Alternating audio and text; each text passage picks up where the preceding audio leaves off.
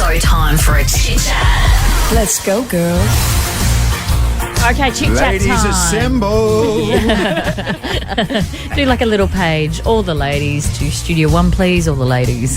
Okay, this is how this works. We have all the girls assembled here, and we're going to talk about stuff that we've maybe spoken about off air that probably deserves an on-air conversation. So we've got producer Zoe here. Good morning. Good morning. Zoe's in her 20s, in a new relationship. I am. Relatively happy.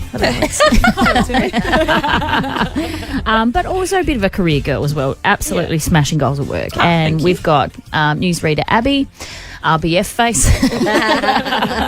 in your 30s, happily single. Yep. However, something has happened to you this week that probably needs to hit the airwaves, I reckon. So this has been happening to me since 2020.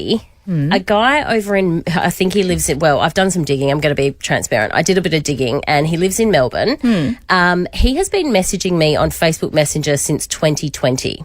Right. Random messages every 3, 6, 8 months. One time it went a year until I'd heard from him. And it's just like, hey, how you going? Hey, how are you? Hey, how are you? And it got to the point where I eventually just went, oh, hi, sorry, do I know you? And he goes, oh, your dog's really cute. And I didn't reply. And then it just continuously kept going. And it got to then the point that he said, you can reply. I'm not weird or anything. Oh, no, now you're sounding weird. No, he definitely weird.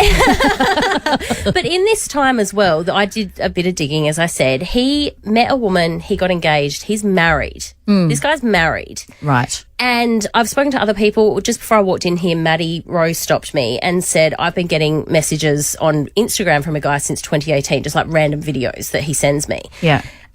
Number one, it makes me feel, I'm like, it really pisses me off because as a woman, we feel not safe a lot of the time. So when you're walking out in the street, you get your keys out, all that sort of stuff. Yep. And I've got a social media account and I understand that, yes, I'm on socials. I get that. And I'm also in a position where I have a bit of a public profile.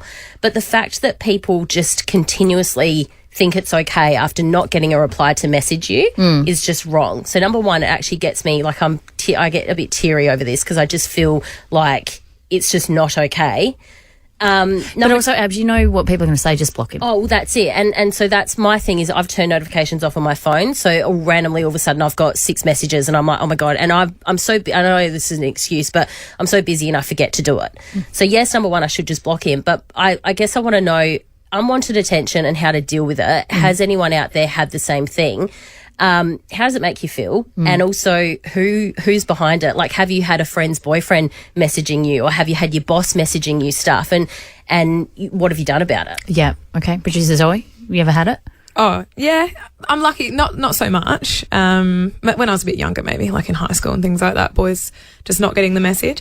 I did see someone for a bit, and after telling them I wasn't interested, would still rock up to my house with coffees and stuff, like trying to win me over. Ooh. Yeah, but, you know, bit, like different. He was just really trying. Like, he wasn't giving off creep vibes. But even still, Yeah, like, but even still, he needs to have boundaries. Yeah. You can't just rock up to someone's house. No. Like, Unless it's Uber Eats or something. Unless it's Uber Eats. And you've I've- invited You're like, I told you no. It's like, you literally ordered coffee. Oh, God, give me some space. Did you deal with this much, Jodes? Yeah, I've had it. Or even since being married? Yeah, I've had it a bit, and I think it comes with the territory. I shouldn't say that. It shouldn't come with the territory. It shouldn't. But I guess doing this job, I've have messages from the same men constantly that I never reply to. But same thing, I've never felt threatened enough to block them. You know what I mean? And also, I think as women, why do we feel bad for blocking someone? Yeah. Even when it's not our fault. Why do you feel like you're in the wrong? Because you go, that's enough. I think it's the same premise of, give us a smile. It was like, we're supposed to be. Yeah. Be smiley the Yeah, last one.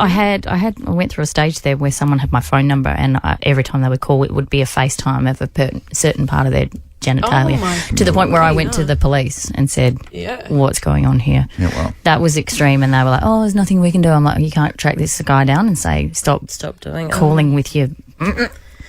Can I ask Where's a quick that question? whistle sound effect? You always go with the whistle sound effect. I needed it. For the first time ever, it's locked away. Can I ask a quick question as well? And I'm assuming and I'm hoping this is a small population of the male species, and I speak on behalf of the male species. Can you expose him? Why can't you take a screenshot, expose it, and then if he's engaged, can you get in contact with his this is a huge thing, and a lot of people have said, why don't you try, like, you know who she is, although in saying that he recently locked his profile, because I used to be able to see his profile and now I can't, but it wouldn't be hard to find out who she is.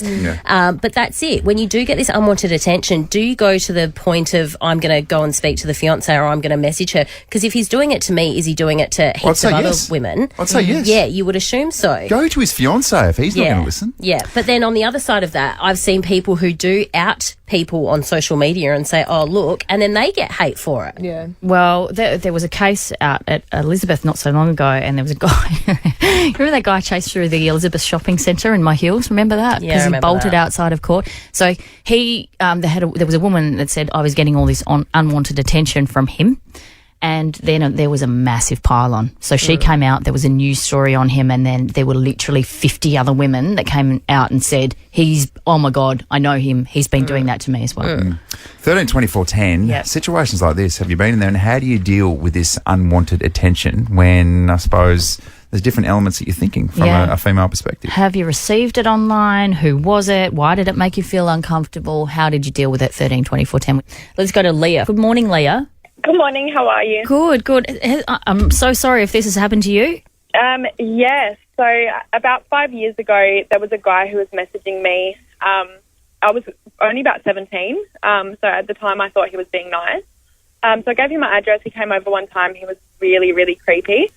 And then I told him I didn't want to see him again. And he would always message me. I wouldn't reply. And then he would just drop off, like, food shopping at my door because he told me that I didn't eat well. So he would just drop food at my door, even though I hadn't replied. I hadn't replied for weeks, and he would just always drop food to my door. Also, my bedroom window didn't lock, so he would, like, put flowers and things. He'd open my window and just, like, throw them in. Oh, my God. And I had not responded to him. And then I found out that he had a wife and a son. For context as well, he was about 37 and I was 17. Did you know he was 37, when he was messaging you at the start? No, no. And so how did it all end up, Leah? So I told his wife. His wife left him and divorced him. And then the so I was getting really creepy messages from him. Like, he would write poems about me. He would make memes about me, like lovey things.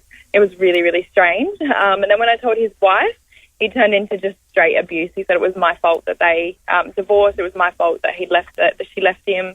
And that went on for a couple of months as well. I blocked him. He would still make little accounts just to message me. Oh, my God. That's awful. But that was about 5 years ago now, and I think he's probably a lonely man now. Yeah. I hope so. And it's definitely not your fault. It's his fault for doing the wrong thing and chasing someone 20 years younger than him, a teenager. Yeah, I was still a minor at that point. Yeah, so, exactly. Yeah. Far out, Leah. Thank you so much for your call this morning. Let's go to Ali. Ali, I'll jump in here and say, you were one of the victims of this guy out at Elizabeth. Let's not mention his names because I'm not sure if it's still before the court, but this happened to you with him?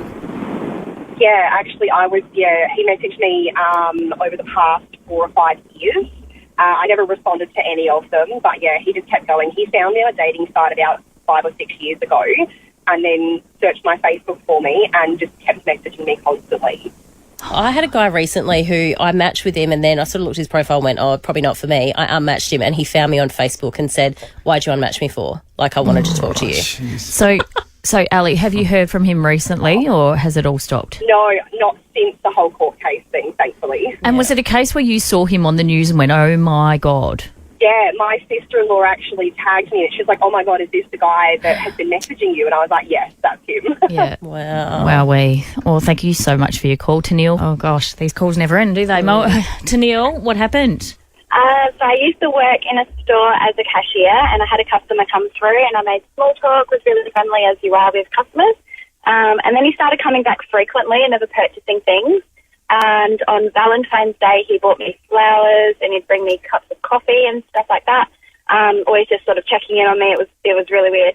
And then one day I went to work, had lunch break, came back and he was there and he said, oh, you've just been at home having some lunch, sitting out in the sun, basically. So, That's like yeah, it was very, very stalkery. Oh, yeah, it was. Wow. And how's it all ended up, Tennille? So he kind of would just keep coming in and, it was a big power dynamic, I guess, him, the customer, me having to be kind to him. So I basically just said, look, I've got a partner, and I did. My partner worked in the store as well, and I said, my boyfriend's just over there, we probably don't appreciate you coming in anymore. And I just sort of had to leave it at that without offending him too much, and that's the thing we women do. We don't want to offend these creeps. I know, even though you've been mortified and offended, Tennille, you did absolutely the right thing and you didn't do anything wrong, and I would say that to all the women out there who are feeling that way. Thank you for sharing your stories this morning. I think we should give everyone an Earthclay voucher that we've spoken to. Yeah. You're welcome. Oh, my goodness. I think the last thing I want to say is that if you're, and look, I get that it happens, it's men and women, but especially men, if you're out there and you're messaging someone repeatedly on social media or they've told you that they're not interested, please stop because you don't understand how it makes us feel. It's unsafe and they're obviously not interested, so just move on. Tennille and Ali as well, thank you so much for getting involved in conversation. It's very, very brave stories. Yeah, absolutely.